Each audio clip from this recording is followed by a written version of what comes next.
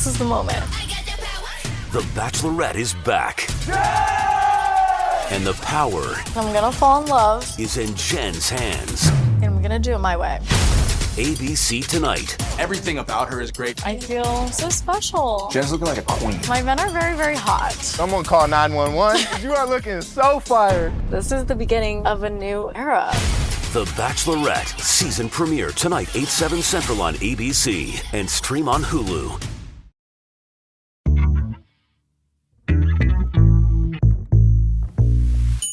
Just go to therapy. It's the kind of thing that's become very common to say, regardless of the circumstances. For many, therapy or mental health treatment has become less like healthcare and more like exercise or eating healthy foods, prescribed to everyone broadly, regardless of their individual circumstances. In my opinion, destigmatizing mental illness and making people comfortable with asking for help is one of the great cultural innovations of the 21st century. But there have been increasing worries that this cultural shift and the policy and behavioral changes that have accompanied it, particularly in schools, are having some unintended consequences. In a provocatively titled psychology article, our guest today, Dr. Lucy Folks, asked the academic community, quote, "Are mental health awareness efforts contributing to the rise in reported mental health problems?" She and her co-author theorize that mental health awareness efforts are leading to more accurate reporting of often ignored mental health issues, but also that awareness efforts are, quote, leading some individuals to interpret and report milder forms of distress as mental health problems. This is good on paper. It's a policy show that questions what we really know about popular narratives. I'm your host, Jerusalem Demsis, and today's show is about whether the effort to destigmatize mental health and encourage people to get therapy when they need it has not been tailored enough. Not everybody needs to be in therapy. For some people, it may even be harmful. Lucy Folks is a really thoughtful guest, and I wanted to have her on the show because unlike many people in this space, she doesn't see this issue as black and white, but rather as a variety of trade-offs that we need to weigh against one another. Questioning the growing orthodoxy that therapy is always good, or asking if frequent discussions of mental health may have some serious drawbacks, doesn't mean dismissing mental illness as a serious concern. But it does open us up to many difficult questions, ones I explore with Lucy in today's episode. Dr. Lucy Folks, welcome to the show. Hi, thanks for having me. I want to start with a paper you published last year that I feel like set off a real firestorm, and it was called "Are Mental Health Awareness Efforts Contributing to the Rise in Reported Mental Health Problems?" So tell me about this paper. Why was it so controversial? Well, I've been interested for a long time in the possibility that some really well-intended efforts to get people to talk more about mental health problems and to label them and to seek help for them might have had some unintended consequences. And that paper was the culmination at that point of my thinking about it, along with my colleague, Jack Andrews.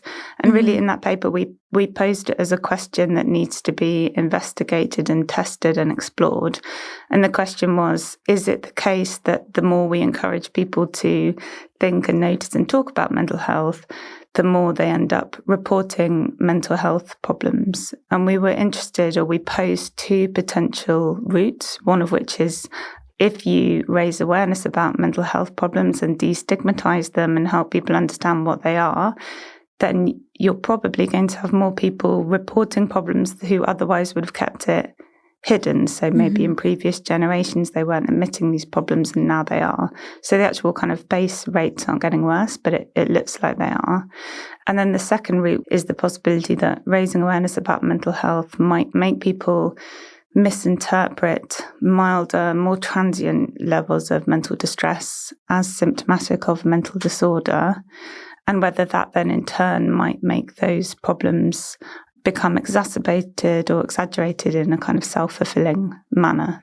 So tell us a little bit more about that. Why did you decide to look into this? Was there something you saw in the literature or something you saw when you were working in schools that made you concerned about this problem? So I was working in schools as a researcher, so I was observing what teenagers were being taught in schools about mental health, and I was interested in that. Like if you go to the bathroom when you visit a school, there are signs in the bathroom telling you to think about your mental health. For example, there's information on school websites, there's information, they receive via assemblies and lessons. So quite early on, I was interested in the fact that young people are learning about mental health now in a way that my generation never learnt about in school. Mm-hmm. And I was also then working as an academic, as a lecturer at the University of York, and I was noticing that the undergraduate students were also, receiving an awful lot of messages encouraging them to notice and talk about their mental health.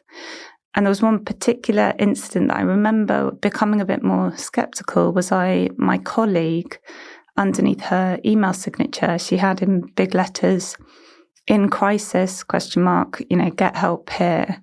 And I thought that probably is helpful for a student who is in crisis and doesn't otherwise know where to go. Mm-hmm. But I realized that every student that she emails will see that message, and they'll see that message in the context of everywhere else being told that they are at risk of experiencing mental health problems and that there's certain language that they should use. And I think that was a bit of a turning point of starting to think, hang on, are there some side effects to this that might be a problem, even if there are benefits for other students or other young people?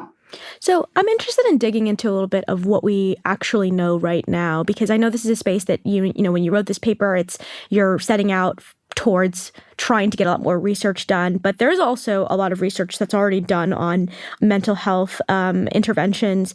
And something you said in a video you did struck me, which was that all of this awareness isn't reducing rates of mental health problems. So what do we know? Do we have causal evidence that the increased awareness is leading to an increased rate of mental health problems? Not straightforwardly, because it's a difficult thing to measure as a causal effect on a societal scale.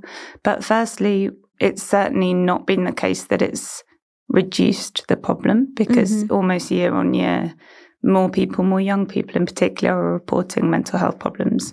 So the decade or so that we've had of really encouraging people to talk about their mental health has not yet worked.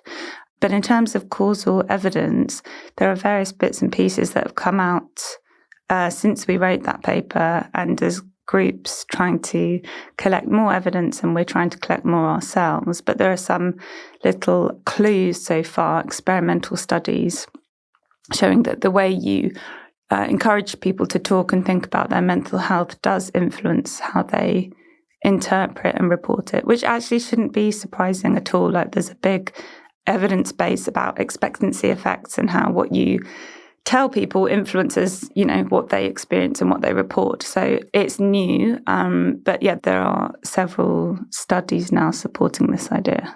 So there's this two kinds of interpretations that you've sort of laid out, right? Because one is that you've given people this language, this awareness, and thus you're able to find individuals who previously would not have known what they were experiencing. Like maybe they had depression, they were experiencing severe anxiety. And as a result, of the awareness campaigns, now a lot more people might be coming out and identifying themselves to doctors or to their teachers or to their parents.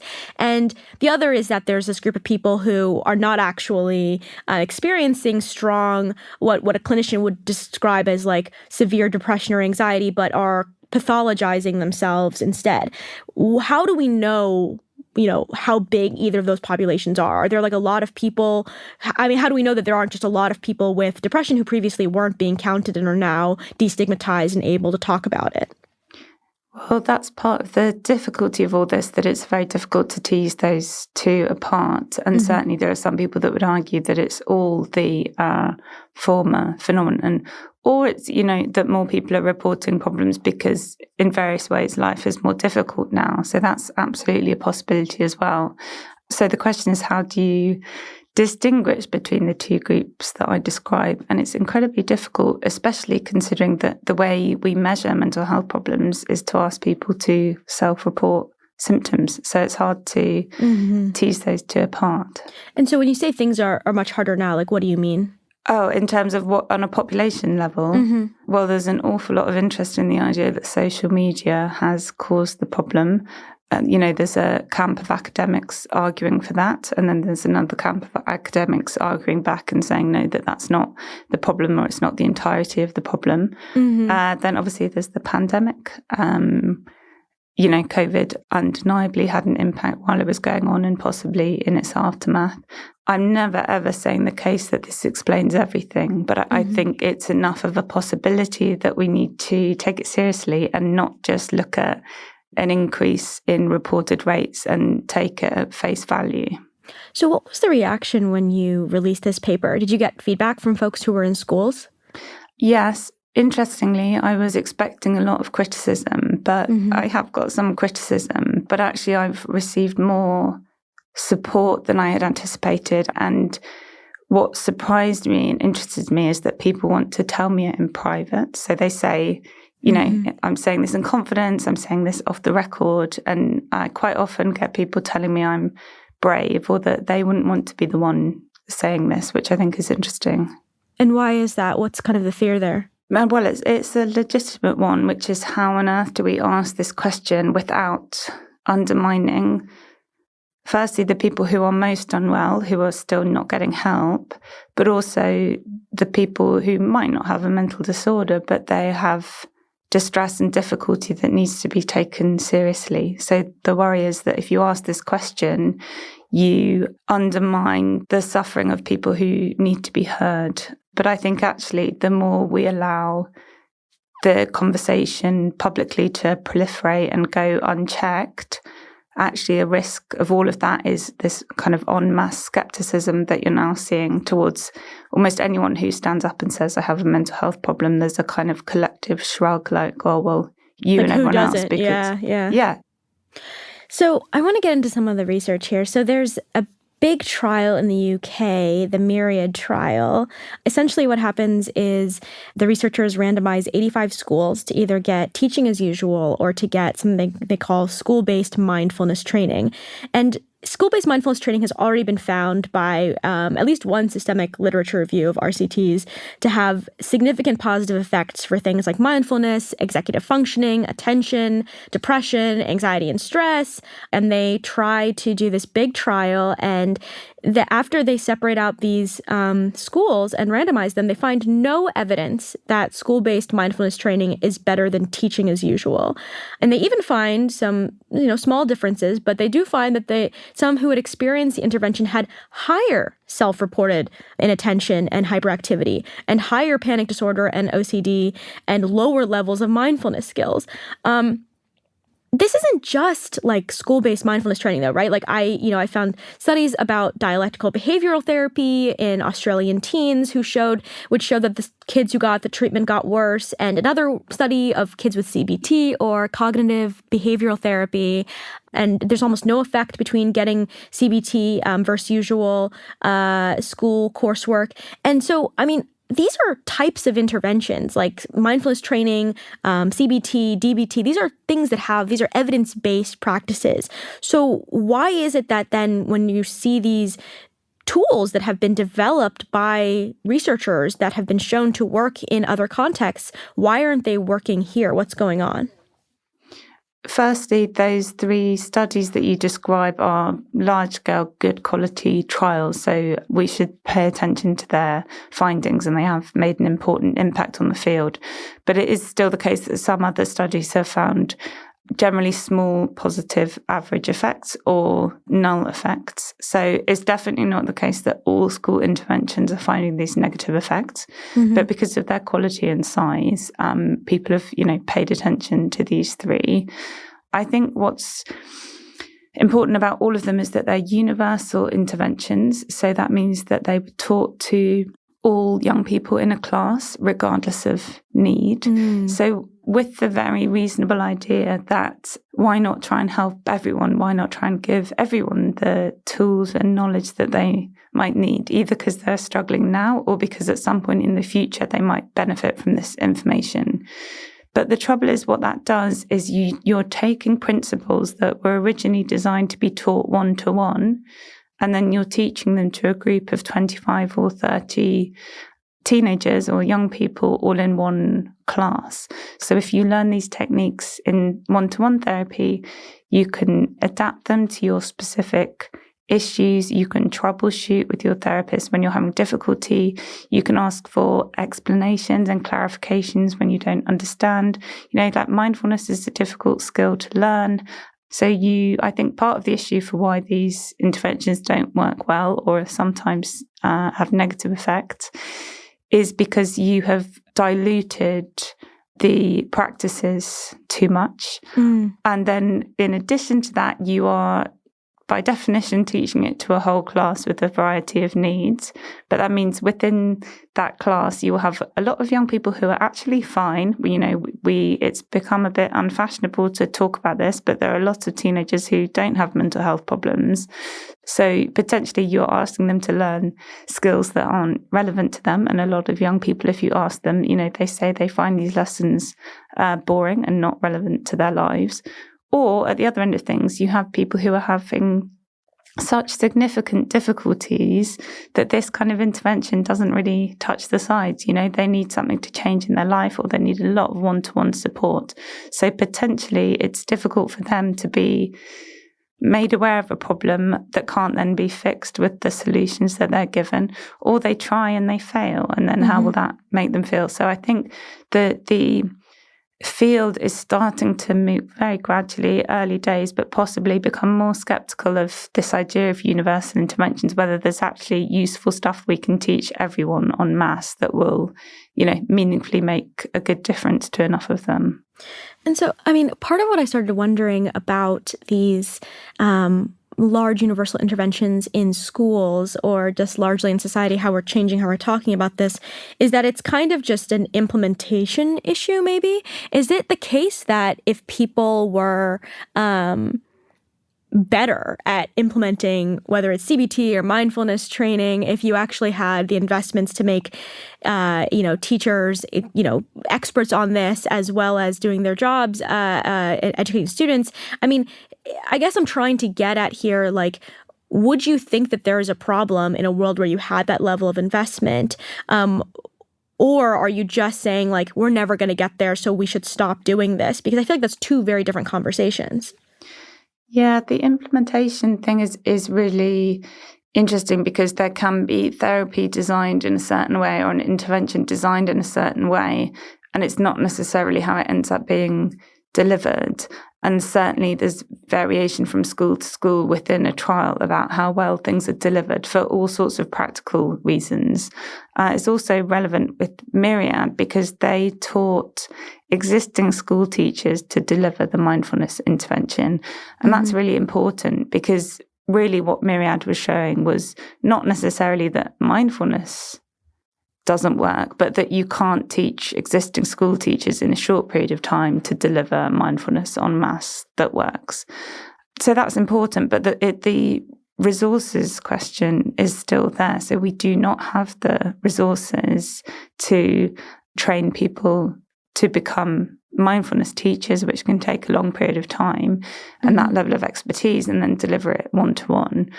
If you could, I'm sure we might have different results, but I think that still rests on the assumption that what everyone needs to solve their mental health problems is one-to-one therapeutic intervention.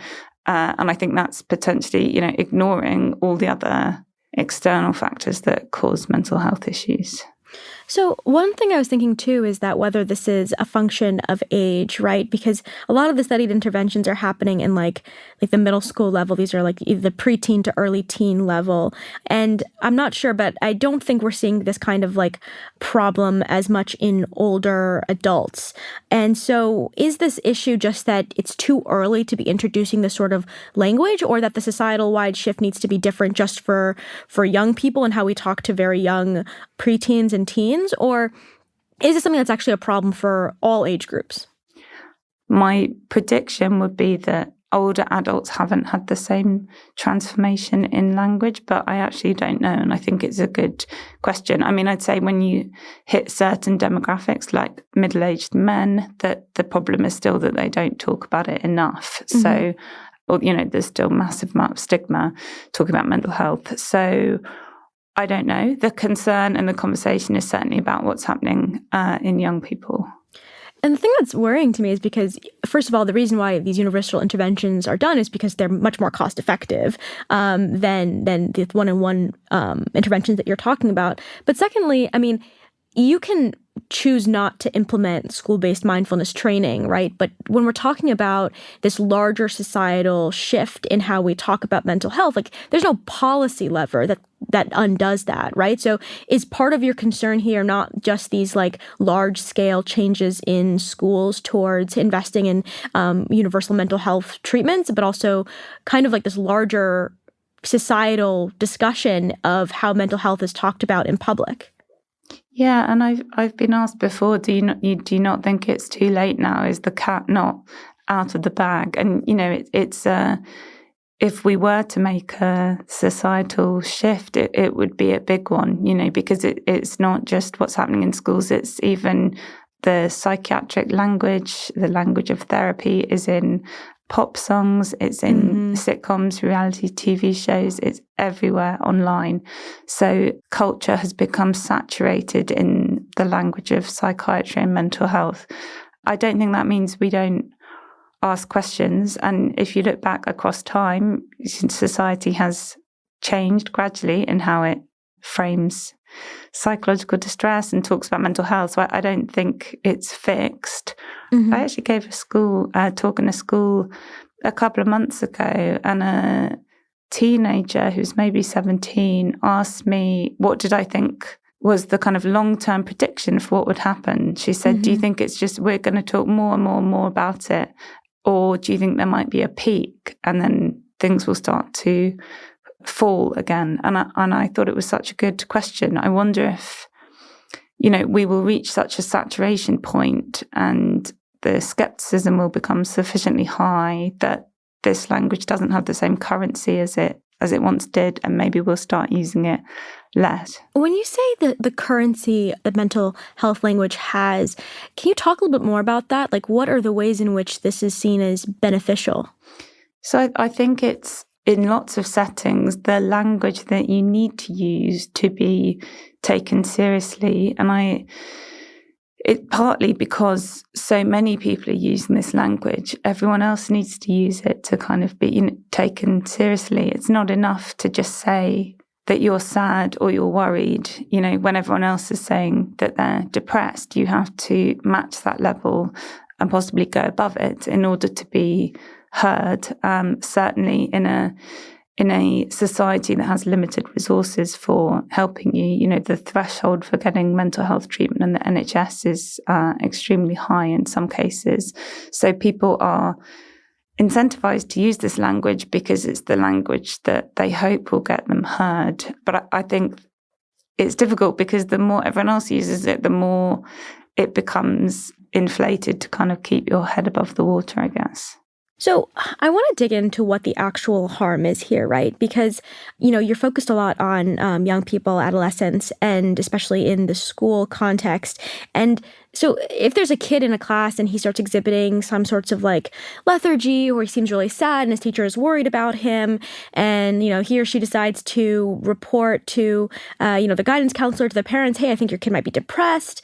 And, let's say he gets therapy and he goes to a clinician and they talk about his problems, and he either gets medication or he gets just someone to talk to, and then he goes to therapy. Like, why, even if he doesn't have clinical depression, right? Like, what is the harm that you're seeing in that series of events? Yeah, it's a good question because and I think the issue is that the series of events that you describe doesn't necessarily happen, and that each of those steps something might go wrong. So certainly in the UK, it's very difficult to access good quality one-to-one therapy.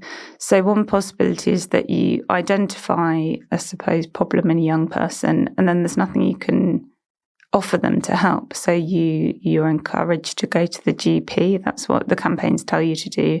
And then you get there and you say, well, actually, it's an 18-month waiting list.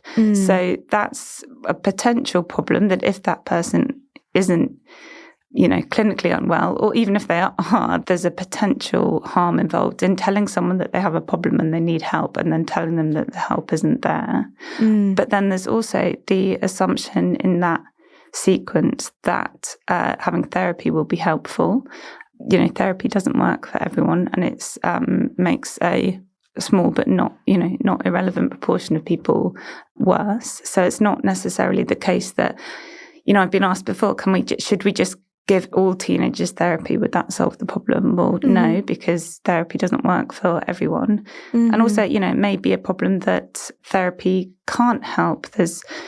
It's quite individualized, these messages that we get that, to go and get help and get therapy sort of implies that the problem is situated within the individual.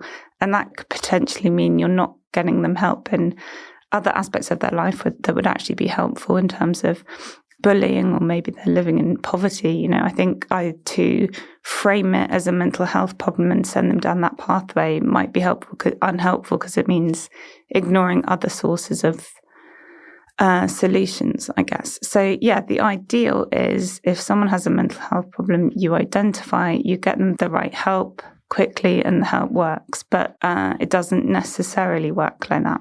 So I feel like there's a lot of this, which is also just like the network impacts on broader population. So like a kid, maybe the best case happens, right? And he's able to go to a therapist and like finds out that, he's not experiencing some clinical depression, but he's able to get some help.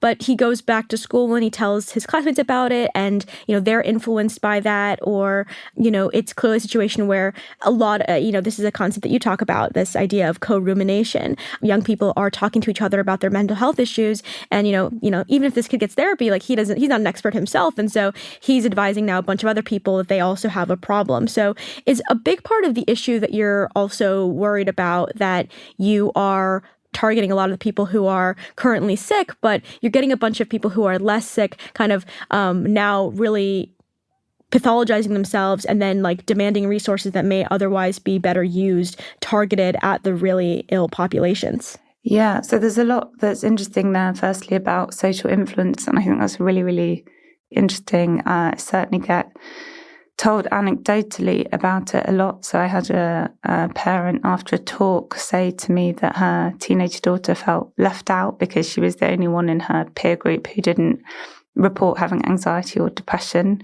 You can get all kinds of interesting merchandise on Etsy, which is that I saw there are badges that can say, I have anxiety in little heart, or you can get the latest I saw was a hoodie that says hot girls take antidepressants. So I think there's, which is funny, but also a sign of a big problem, I think, in terms of, in some cases, absolutely not for everyone, but in some cases that we might have so far overshot moving away from stigma that we've moved into some of these things being possibly socially desirable. And then what impact does that have among peer groups? And there is some, like last week came out a paper about how disorders might spread within peer groups. So I think it's a really, really relevant point. Adolescence is a period of heightened susceptibility to peer influence. And I don't think we should ignore that context when we think about telling them to talk and think about their mental health. Okay, we're going to take a quick break. More with Lucy when we get back.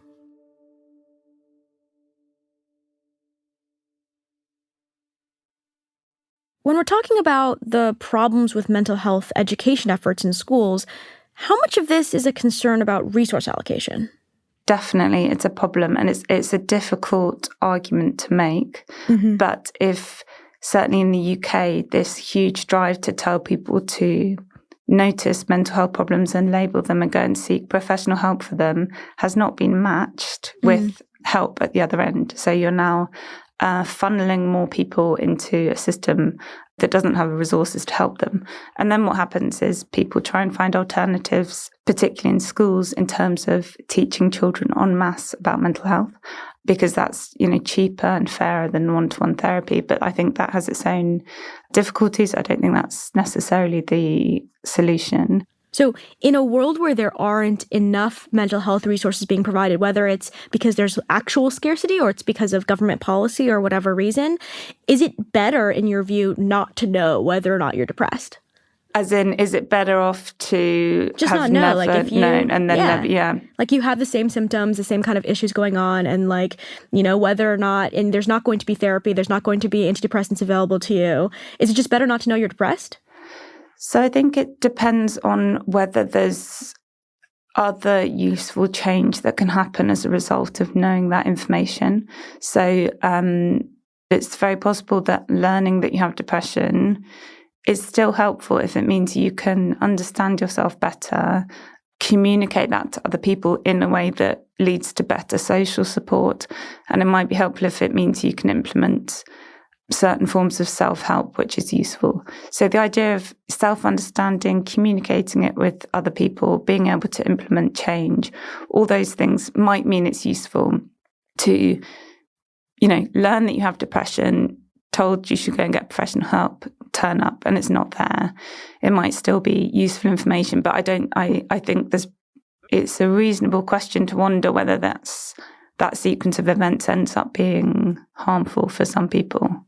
But it sounds like you're saying that when people find this information, like, you know, that's not what's happening. Like, even if they can't get treatment, it's not like they're able to, or at least there's a large number of people that you're worried about are not actually able to use this to self-actualize. They're using this to kind of identify in a way that's actually harming their self-image and making it harder for them to exist in the world. So that's the question that I'm trying to understand and that I want to understand over the next few years. What happens when you self-label with some of these disorders and these terms?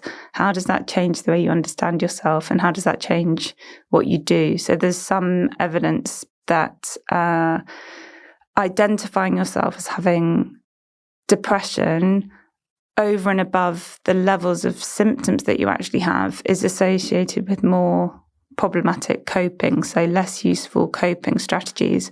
So that means even when they control for the actual level of depressive symptoms, there's something about considering yourself to have depression which might be unhelpful. But having said that, it's a correlational study, so we don't really know the direction of the effect. So there's more work that needs to be done. That was led by a PhD student called Isaac Ahuvia, and he's doing lots more interesting work in this area. So I suspect for some people, and we need to identify who they are, taking on these labels ends up being actively unhelpful. So just like if I have sad feelings and saying, oh, these are depressive feelings, that has a different impact on my own experience of the world than saying I'm a depressed person, like taking that on as a label. Yeah, or I have the clinical disorder depression. You know, that can set off a whole sequence of thoughts about the extent to which you think you can control those symptoms and your fear about what those symptoms mean about you or your future. If you're sad and having difficulty, it's a very different framing of the problem if you say it's because of a mental disorder. So I feel like a lot of this conversation is also difficult because these are not like discrete categories. As you've said, it's not a situation where you can take a blood test and someone can tell you you have, you know, depression or you have anxiety. These are conditions that are difficult even for clinicians to diagnose accurately and require often a battery of tests to be reasonably certain about someone's condition. And so you've referenced the work of a Canadian philosopher, Ian Hacking, and he talks kind of about these problems of classification and how classification happens and how social, medical, and biological sciences, they create new classifications and they often interact with the populations themselves. Can you tell us about his work and how it's influenced your thinking? Yeah, so I think perhaps even more important, or in parallel, equally important to the fact that these things exist on continua, is the fact that psychiatric disorders aren't biological entities that exist in the real world, you know, that exist in nature. They are constructs that have been created around symptoms as a kind of useful framework of understanding some incredibly difficult, disruptive, dysfunctional thoughts, behaviors, and feelings. But there are some people who argue, you know, that you should, it's never useful to frame these kind of symptoms and human distress as disorders. So there's a lot of arguing about what psychiatric disorders even are and where we put the boundaries around them. But what kind of linked to that, what Hacking was saying is that in that act of labeling something as a disorder, when professionals, scientists, doctors, academics, put a boundary around a set of symptoms, a level of symptoms, and call it a disorder, you kind of bring that disorder into being in a way that it didn't exist before. And the looping effect that he's talking about is that what happens when you diagnose or label someone as having a problem or a difficulty, like, for example, binge eating disorder, which is a relatively newly diagnostic category, they then go up and read about it, they learn about it, they view themselves as someone who has that disorder, and then they turn up again at the doctor's office or the research study, holding in mind that diagnosis, that self-concept, that change behaviour, and then the professional observes them and themselves starts to learn more about the disorder. So what Hacking was trying to say is that there's this sort of iterative effect between the labeler and the labelled that means that category of person kind of comes into being. Now, none of this is to say, for example, that binge eating isn't real or that it's not a hugely destructive problem, but he was talking about how powerful it is when humans get labelled with something in terms of how they view themselves and how other people view them.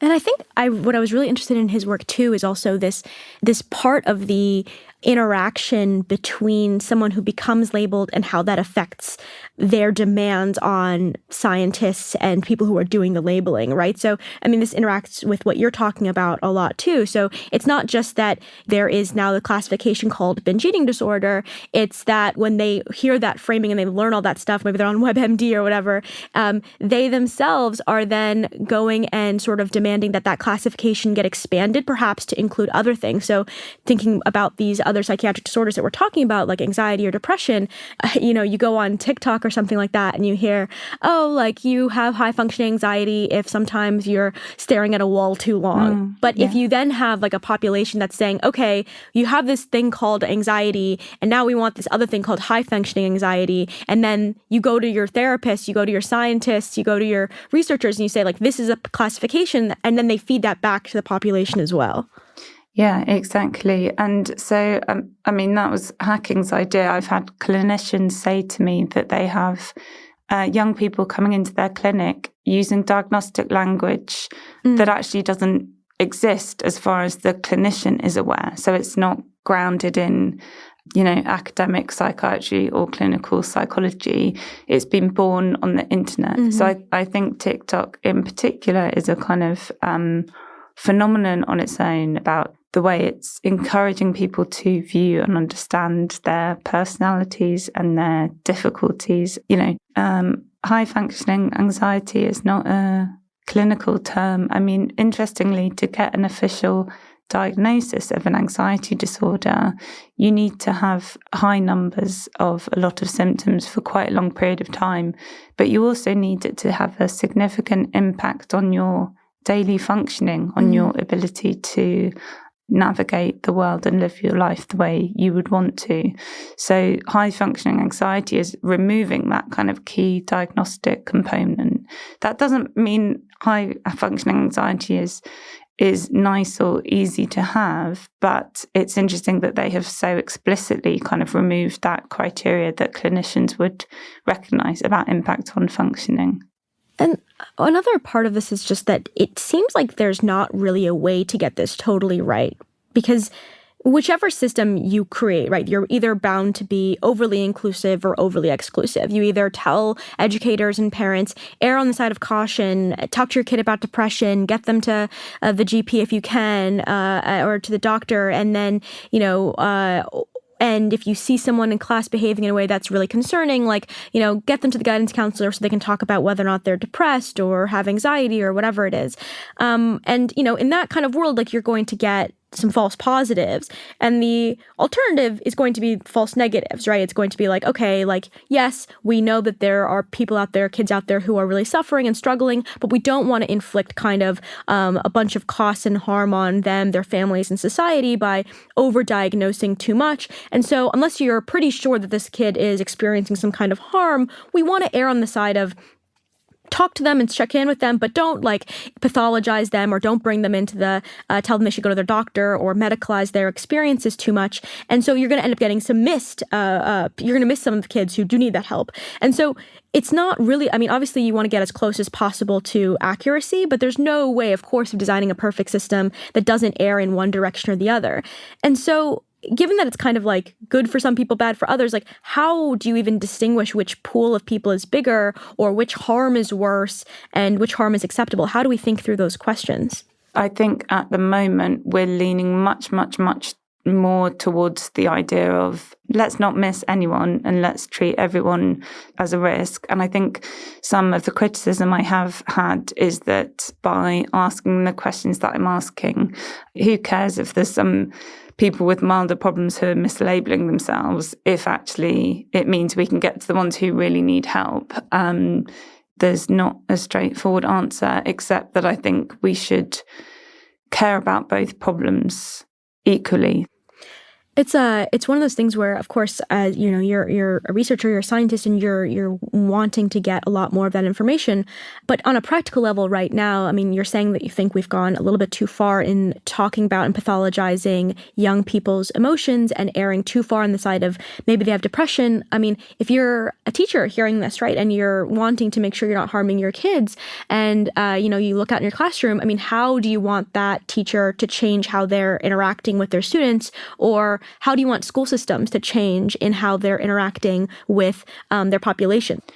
Well, I guess it's what I'm always reluctant to answer because I don't know yet. So I don't have clear instructions about what's better than what we're doing at the moment. And I'm extremely cautious about causing some of the problems that we've talked about in terms of dismissing people.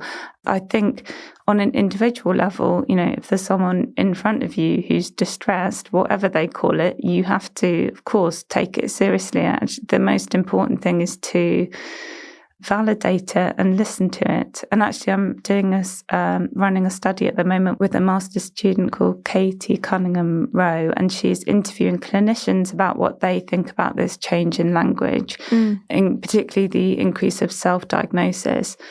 And something that quite a few of them have said is that often a young person will come in with a self-diagnosis, but across several sessions, they will gradually start to let go of it or lose their grip on it. And that they say that actually once you pay attention to them and take seriously their distress and listen to them and what's happening in their lives, you often find that the diagnostic language matters less. But, you know, there are plenty of people who do have, you know, mental health problems and mental disorders. So I think you have to err on the side of caution. One thing that is clearly pushing people to err on the side of caution, though, is also kind of the legal frameworks, right? That there's also this backstop of people are worried about lawsuits or legal liability. I mean, how is that playing a role in this? I think it's playing a big role in universities, but also in schools. Obviously, the biggest fear of any educational organisation is that a student will take their own lives, and that questions will be asked about, you know, whether the institution sufficiently protected and supported them. You know, and there have been specific cases asking those questions in the UK in the last few years. Like which ones? So there was a university student suicide, and she had social anxiety disorder, and they didn't make reasonable adjustments for her. And her parents successfully argued that it was a disability and that they should have done. And so that has had repercussions for other universities and schools here. One thing I wanted to go back to is you mentioned that a teen had asked you this question in the auditorium about, you know, whether we're just going to kind of talk about this less as a result. And I find this a lot with different, you know, whether it's social media or different kind of big technological or cultural shifts in society, that there's a transitional period where there are a lot of transaction costs and uncertainty about who's being helped and who's being harmed. And it can either be a reasonable panic or like it can be a moral panic that's kind of out of step with what's actually going on there. When you were asked by that teen about whether or not this is just sort of a period in which we're talking about it a lot and it'll just kind of naturally subside as people get better and better at distinguishing between maybe regular emotions that young people are having because it's a hard time and things that are really diagnostically concerning. I mean, what was your answer to that young person? I mean, what did you tell her? My answer to a lot of questions, which is that I don't know, and then it's really interesting. But yeah, I was impressed with her and her peers. Actually, they were really engaged in the topic and agreed with it, said that they were seeing it a lot among their peers and online. So I just thought it was a really insightful question, but I didn't have the answer. Do you see this replicated in other places? I mean, I know with Hacking's work and in other places, there's a sort of like sense that, right when something is coming into being, whether it's understandings about multiple personality disorder or it's binge eating disorder, as you mentioned, there's sort of this transition period, right, where like people are still trying to figure out this term and who it should apply to, whether that's from a medical perspective or from the population's perspective. I mean, do you think that this is sort of just this liminal transitionary period we're living through, or it's something that, you are concerned could become the status quo, that we just in perpetuity are just constantly retreating more mild symptoms as being, really concerning and thus seeing these kind of larger, broader effects that you're worried about? Presumably there's an upper limit when so many people identify themselves as having a mental health problem that loses the meaning that it once had. Part of the reason why these labels have power is because they signal that you're experiencing something unusual in its level of difficulty and disruption. So, if I had to make a prediction, I would say it can't carry on indefinitely in the direction it's going in, because there will reach a point, if we carry on in this direction, where everyone is diagnosable with something. And then I think if we reach that point, then the labels lose the power that they once had. So always our last question, what is something that you thought was good on paper, but it didn't really pan out the way you expected?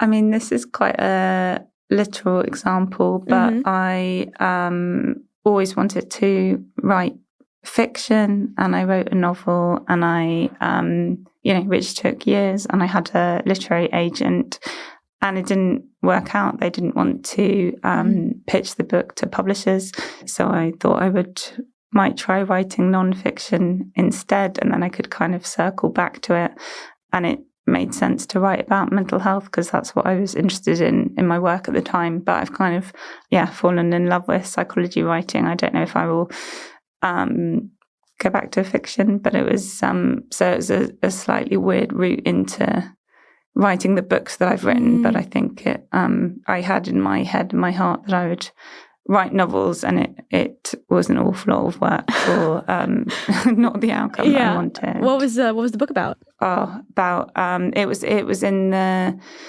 domestic noir. There was that kind of trend for kind of things happening behind closed doors that you didn't know about, and kind of domestic drama. So it's kind of down that road. Actually, in hindsight, it would be a good example of like things you really wanted, but in hindsight, you're glad didn't work out. I'm very glad that book's not out in the world. Well, I feel like the process of having written it can be cathartic anyway. But I'm glad you're writing about this, and thank you so much for coming on the show. We're really happy to have you. Thank you for having me. Thanks. Good on Paper is produced by Janae West. It was edited by Dave Shaw, fact-checked by Anna Alvarado, and engineered by Erica Huang. Our theme music is composed by Rob Smirsiak. Claudine Ibade is the executive producer of Atlantic Audio, and Andrea Valdez is our managing editor. And hey, if you like what you're hearing, please leave us a rating and review on Apple Podcasts. I'm Jerusalem Demsis, and we'll see you next week.